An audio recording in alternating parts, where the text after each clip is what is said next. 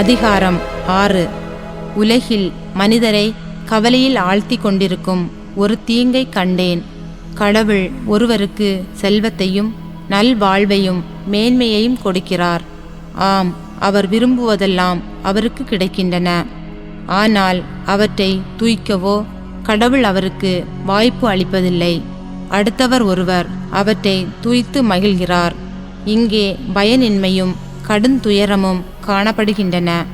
ஒருவருக்கு 100 பிள்ளைகள் இருக்கலாம். அவர் நீண்ட ஆயுளுடனும் வாழலாம். அவர் நெடுங்காலம் உயிரோடு இருந்தும் தமக்குள்ள செல்வத்தால் இன்பம் அடையாமலும் இறந்த பின் அடக்கம் செய்யப்படாமலும் மறைவாரானால் அவரை விட கருச்சிதைந்த பிண்டமே மேல் என்கிறேன். அப்பிண்டம் தோன்றுவதால் பயனில்லை. அது இருளில் மறைகிறது. அதன் பெயரை இருள் மூடிவிடும். அது கதிரவனை கண்டதுமில்லை, எதையும் அறிந்ததுமில்லை. ஆனால் அதன் நிலை அவருடைய நிலையை விட மேலானது. வாழ்க்கையில் இன்பம் தூய்க்காமல் 2000 ஆண்டுகள் உயிர் வாழும் மனிதர் கூட அப்பிண்டத்தை விட மேலானவர் இல்லை. ஏனெனில் இருவரும் ஒரே இடத்திற்கு செல்கின்றனர் அன்றோ?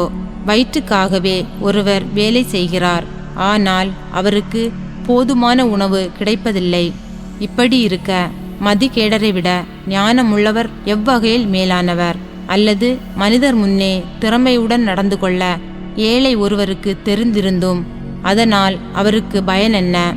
இல்லாத ஒன்றை அடைய விரும்பி அலைந்து திரிவதை விட உள்ளதே போதும் என்ற மனநிறைவோடு இருப்பதே மேல்.